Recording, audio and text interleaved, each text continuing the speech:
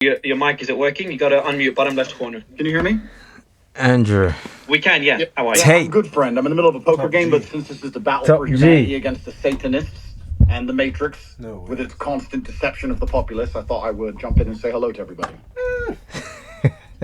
Your thoughts, Andrew? We had your brother on earlier, Tristan come on earlier. Your thoughts on Alex Jones being back on X? I'd rather hear his thoughts on Elon Musk being the biggest maverick of the last 500 years. I'm not kissing ass here, Elon.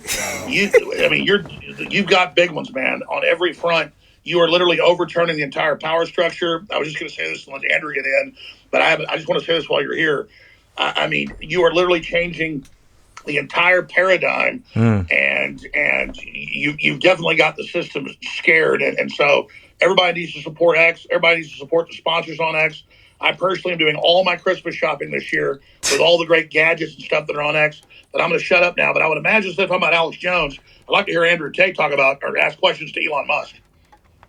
Yeah, well, Alex is certainly a friend of mine. I've known him for a long time, and I'm extremely happy he's back. I've celebrated that publicly, but Alex nailed it. Elon is taking the biggest risk here. It takes unlimited energy to propagate lies. You have to continually repeat them, and you have to continue to try and falsify information and hide the truth to keep lies afloat.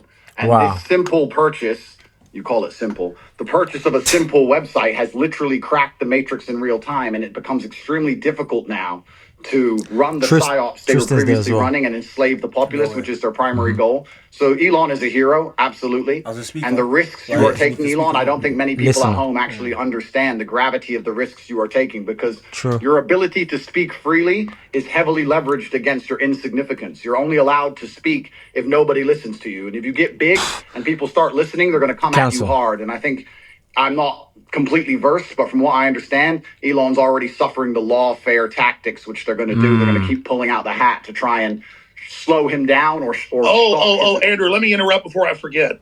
I don't give him any attention. The same law firm that came after me with these PR firms. Yep. They're coming after him. You've just dropped out, I think, Alex.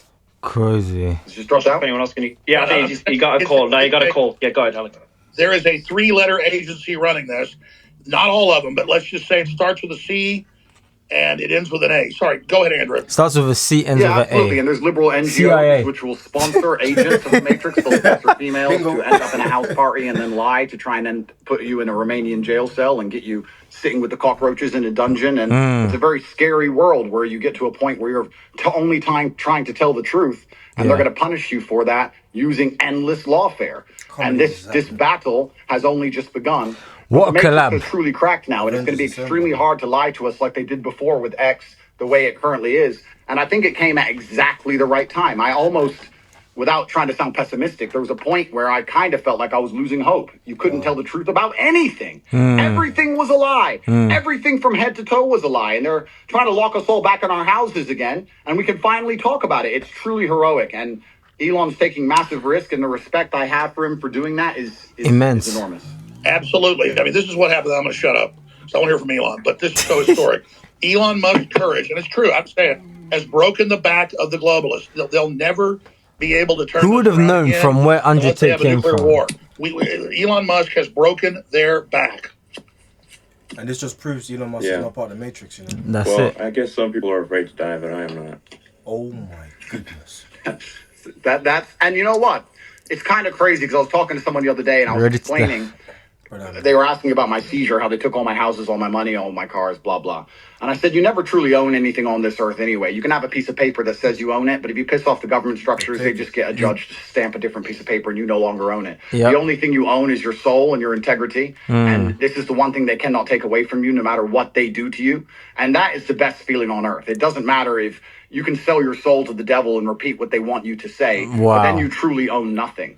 Wow. And I think that as history look back on this pivotal moment when Jesus was finally freed and the information of the world could finally be spoken freely, I really do believe we're on the right side of history. And if you were to ask me if there's anything worth dying for, it would be for the freedom of humanity and to be on the right side of history. So I agree with you absolutely, Elon.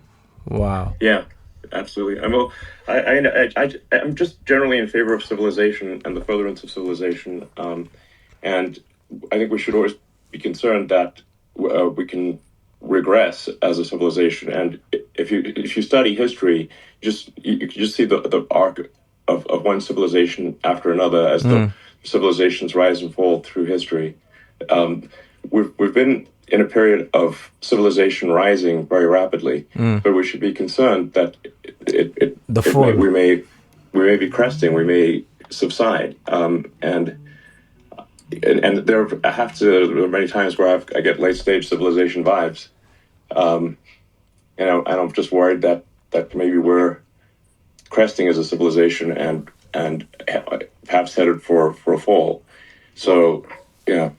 Well, I agree with you because I truly believe, and a lot of people have said this before me, this is not an original idea, but I think as AI and machines and tech increases, a lot of people are going to be deemed useless by the overlords. And then you have to sit and decide, what are they going to do with all these people who have hopes and dreams, and they want healthcare, and they want a garden, and they want a house to live in, and they don't want to be treated like cattle. They're going to become extremely inconvenient. So I don't think many people at home understand that this war cannot be avoided. I've had a lot of people who understand why they threw me in jail in Romania and understood I've done nothing wrong. They could do it to you. Why do you take up this fight? Why you don't just delete your Twitter and disappear and drive a Ferrari all day? And I explained that this war cannot be avoided. You're either on the front line and you're fighting for something, or you're sitting waiting to die. You're waiting for the Mongol horde to come over the horizon and chop your head off.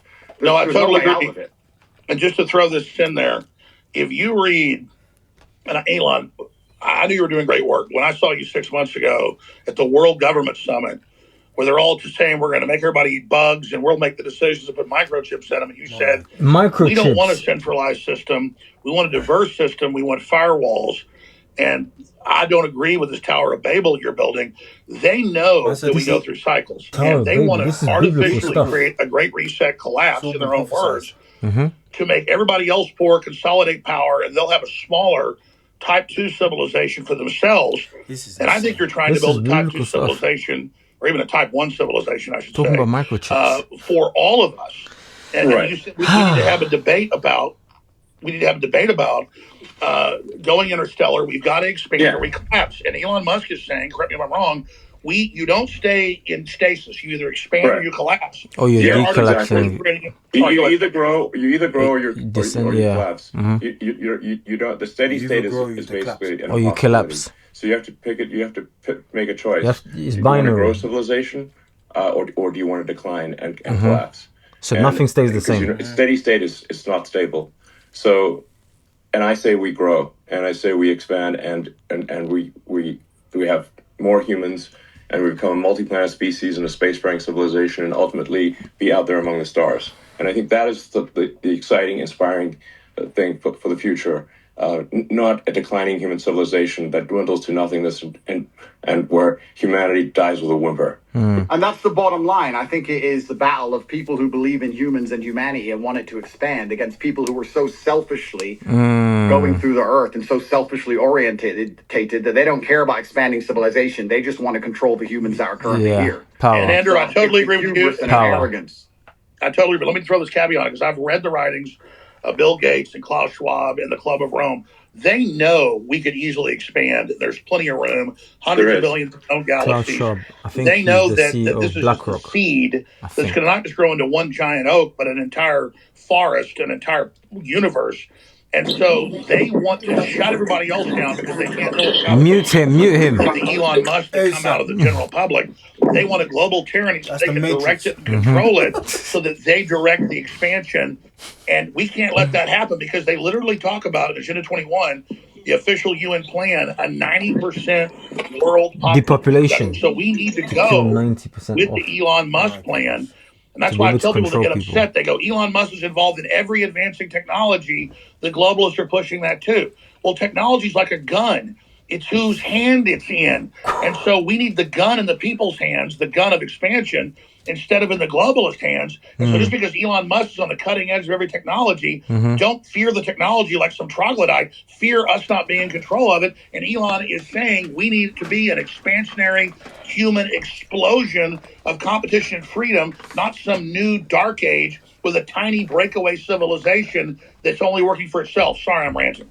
No, but you're completely right. Because if Elon doesn't push these boundaries, they will push these boundaries. And once they have the sole control and the monopoly over such technologies, it's over for all of us. And I don't think most people understand. It simply is the humanistic view against the death cult view. And there's people in the world who have no interest in, they have no interest in growing humanity, Elon no Musk interest agreeing in with the top advancing the species as a whole. They're interested in word power answer, and yes. control. And all they want to do is have absolute power over the people that Oh, my currently battery's exist low. and their children. And you can talk about all the perverse reasons they want to do those exact things. But it's truly scary. And all the people at home who don't really understand the gravity of this fight, they seem to think it's right wing, can't left see, but wing, there ha was- ha ha. Yes, exactly. They're thinking about it the wrong way. It's I think that's X here. Elon's. That's X. Exactly. This right left it's the wrong way to think about it. Imagine he starts saying top G. the sort of the extinctionists versus the pro-humans. And once you see that it's hold this, extinctionists versus the pro-humans, then it becomes very clear. True. So, Elon, when are you going to?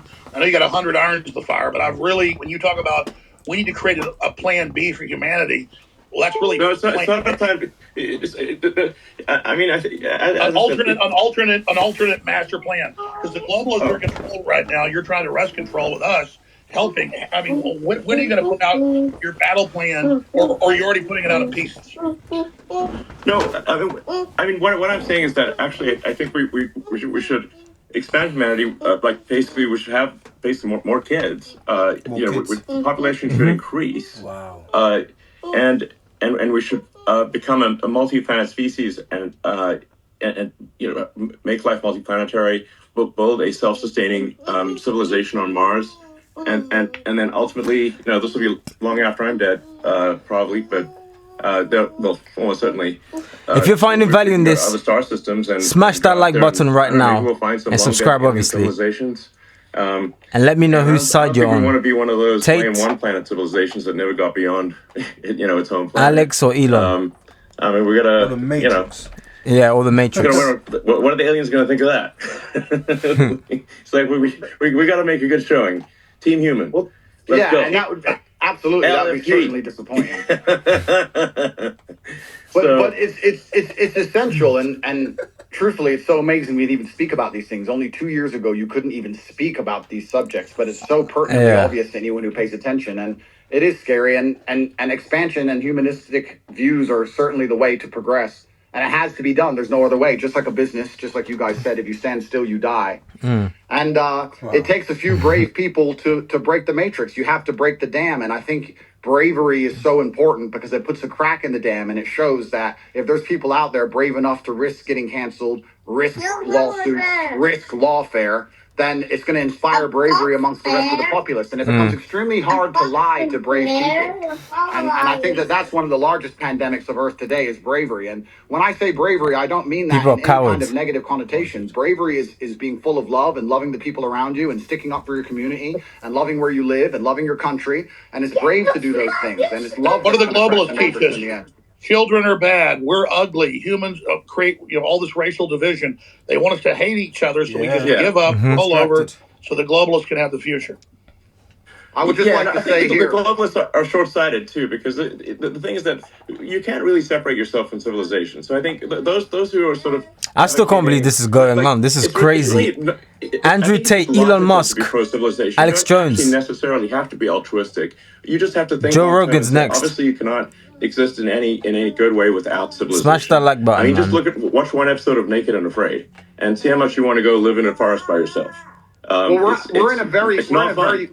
We're in a super pivotal moment now, and the reason we're in a pivotal moment is because the machines cannot do the policing as of yet. My brother and I often talk about how bad COVID would have been if they had Terminator machines. You didn't have your mask on. You couldn't even feel the empathy of the person who knew the machine would just on job. As soon as the machines control the policing, it's absolutely over. Finished. And we're not that far away. So we're in a very pivotal period now where the bravery that's required to resist the globalist oppression has to happen now. Soon the technology will exist, and it's over for everybody. We are at a critical crossroads right now in the entire future of the human destiny, and I called it Plan B. But I mean, Elon, what do you call it? Just an alternate plan for humanity? Because we should have a debate because the Black Rocks and the globalists are right now is everywhere. in control. If they were 100% control, you and others felt rested to maybe they're in 80% control. They're losing control very quickly as people discover what they're doing. But what would you call the debate and discussion about a pro-human future? Just team humanity? Yeah, team humanity, absolutely. That sounds good. But I think like something that is really important is like you just literally have to have kids, or there's no next generation. Alex, do you have kids? Yes, I do. I'm not as prolific as you, but I wish I was. It's the best thing in my life. I have 4. Okay, great. And Andrew? I do have a few. I won't let you down, Elon. I'm coming. Okay, I'm coming good. to take over your title. I'm coming to take over. I'm doing my best. You know, I gotta use my good looks for something. Well, I think we ought to encourage people to, you type of people need to have more kids. have kids. Exactly. Graham. And this is the bottom line argument. This is what is so important. We just talked about how the globalists are ultimately selfish and only care Well, about look at their own power. most of the globalists don't have children. And Yeah, Of course, because they're selfish. Wow. Here's the When you thing, have a child. you guys are all attacking the globalists, but if you ask Oh, here we go. His name a is Ed. globalist, like I have friends who I would consider globalists. You ask them, their ideologies are aligned that they believe that somebody living across the world is just as valuable as somebody who lives in America. And I know, there's They've already enslaved the third world, and they're using them as... No, but that's not how everybody who you would categorize as... There's a lot of useful idiot globalists. That's but globalists at the top are depopulationists. That's their religion. So maybe if you want to look at the top, you can say globalists at the top. Not Some maybe. of them might have that view. But, if you just talk to an ordinary person who views themselves as a globalist, they're not saying, oh, I'm evil. They're not an evil person. They just have this belief that every human being around the globe is equal. That's I would call that an saying. internationalist. That's an internationalist. A globalist wants one world government run by corporations. Yeah, well, I think you can label them Deep. differently. But One world Henry government. Kissinger was a They're calling it a globalist. great reset. Zbigniew Brzezinski was a globalist. I'm not trying to be mean to you, but their number one rule is the Earth is too small. We can't expand. We've got to bean count and put everybody on rations. We've got to social engineer and end the normal human program because humans are failed. They want to turn us into factory farm humans. Those are allowed to survive. And he's seen the document. He's broken it in. Sorry, guys. I mean, China's if heavily I just say, like, involved in all this. some of these Heavy. titles are a little confusing. If you say someone's an internationalist or a globalist, I think what can achieve some disambiguation here is to say, like, does someone have as an axiomatic belief that there are too many people on the Earth, or do they not?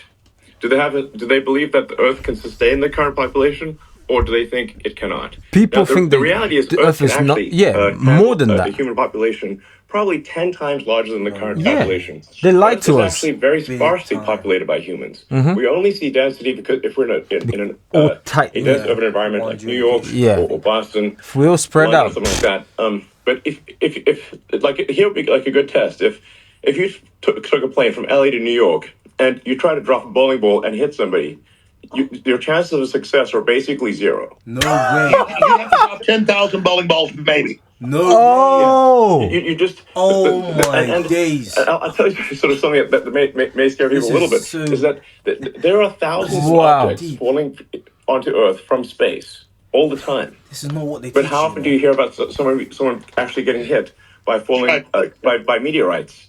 Absolutely. There's one known case of a woman with her house getting hit by one. Elon, I want to just respond to Ed actually for a second, because again, when it comes, I think it's good to get a good counter view here. I think that there's two different things going on, Ed, and I know what you're trying to say, but there's a separate point about your obligations, right? So you can, I believe everything has been said about the importance of expansionism. For humanity being pro-civilization and expansion, pro-human race to win. That's like a separate axis, though, from saying where are your obligations where you are, right? So we talked about procreation and family. Then we talked about the nation. Well, look, I have 2 kids. As a father, my moral obligation, I believe, is first and foremost to my family. And then, let's say, as a president, my moral obligation is to the citizens of the nation that I lead. Okay. And then you can worry about hunger in the Congo or whatever else needs to happen in Let's the go dark DRC or Congo. places. Stand up. And so I don't think that you're saying If you're Congolese, let me know in the comment section. Smash the like button. Exactly, and that's not saying that life abroad is any less valuable inherently. And so when you say like the globalist view is that all it's saying is that all life is equal wherever it is on Earth, it's not like I think an alternative view is countering that. There's also just a separate place in terms of where you're situated. Where's your obligation, right? As a father, it's to your family. As a president, it's to your country. And just because you believe that's the hierarchy of your obligations means somebody else is the leader of one of those other countries. And that's an obligation that they have too. But that's like a different discussion. Well, the neoliberals in their own PR, they're the ones doing the worst things on the earth. They just say, oh, we want global government because we want to give Africa's representation. Then they lock them down for 3 years and starve 30 million of them to death and then organize them to flood us as a political underclass. This is cold-blooded Henry Kissinger's State Department Memorandum 200. I mean, it's not black and white. I think there's two different conversations. But what is black and... Let Top Drink jump in. Go ahead, Andrew. Go ahead, Andrew, and then we'll go to Dave. There we go. What I do believe is black and white is simply, if you read a history book, you'll see the worst things that humanity have ever done have been done with good intentions. That's what's so bad about evil acts, is that people think they're doing the right thing. And that's the most dangerous thing about it. And this idea that they look at all human life as sacred and all the same, I actually disagree. I think the reason they will prioritize people in a third world country, for example, you'll say it's because they see us as equal. I think it's because they see us now as spoiled and annoying. They don't like that we need pensions and living space and healthcare. They simply want slaves and a robot class who will do anything it takes to get it, and they'll get it from anywhere they can. And when someone comes along and says, well, my intentions are good, I'm not interested in that, because you can name any Holocaust or any atrocity in history that people didn't think they were the bad guys. They often thought they were the good guys. Yeah. And I guess the easy way to look at life is you want to be having as many children as possible. You want to pray other people do the same, and you want those people to enjoy freedom. And anyone who's coming along restricting speech, restricting access to certain things, restricting movement, all they're doing is trying to restrict so they can control. And nobody in a history book ever who did that either was the good guy. I think it's very clear to see who's on the right side of history and who isn't. And I advocate freedom for everybody. If I had disagreed with absolutely everything Alex said, I'd still be glad he's back on X. And these people can't even handle a different opinion. Do you think they're going to allow the people of a different opinion to them to share water or share food or share anything else? And the reason they don't want another opinion is they want to misrepresent what Elon Musk or Andrew Tate or Vivek Ramaswamy or Alex Jones. I'm telling you, they want us silenced so they can lie about what we said. Done. Yeah. I agree with you. I have a quick... Who's that? Is that Ed? I'm going to go to you right after Dave. I'm just saying, I agree that with you there. I think that a lot of the media and a lot of these platforms do want to silence voices because they want their voice to be heard louder. So yeah, I definitely hear you there. I definitely, as when it comes to globalists, I think, it's not black and white. You're not either a globalist or you're not. I think people fall in between, and there's different reasons for why people might feel one way about one, you could say globalist idea and another. So I mean, I don't like painting people like, with a black and white pen, because I feel that everybody falls somewhere in the middle. All I know is this. There are people that want a corporate world government whose aim is depopulation and not giving the general public access to technology by lying about resources and literally saying carbon dioxide that plants breathe is evil, and then telling us the world's going to end in 2030 and the ice caps are all going to melt, and none of that's true. So our children basically give up on the future. Decide not to have who's children. in the toilet? That's all I'm saying. Elon Musk is promoting an optimistic, pro-human future that the science and evidence shows is real and that we need. Gentlemen, I have to go. Yeah, I just want to be sort of exactly. I'm very clear about my position. I'm super pro-human, and I mean all humans. Humans in America, humans in somebody's got their thing on everywhere else. This will be sick in real life. Alex Jones, somebody's got their thing. Vivek, I'm not able to mute you. Vivek. Come on, Vivek, boy. Matrix. Sorry about that. So, well, I hope you feel better. I feel great. Thank you. I hope you feel better. Guys. Bro. What did Alex just say? Someone's got the mic on. I think they pee or something. I just think we want to make sure that people have a positive view of the future, and I think I encounter a lot of people who have actually very pessimistic conclusions about the future. And if you try to unpack that and say, where does that pessimism come from? And I think like these are like, you know, good people. Like they have good intentions. I think they think about.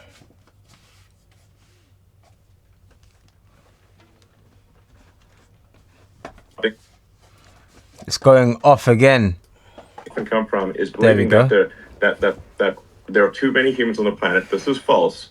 Earth can easily sustain far more than the current population. But they've been told this thing and they've believed it, and it is false. I'm going to sign out. I'm very pro. Andrew has to go. I might have done more. You know, I might have done more. You know, for sustainable energy than maybe any single human.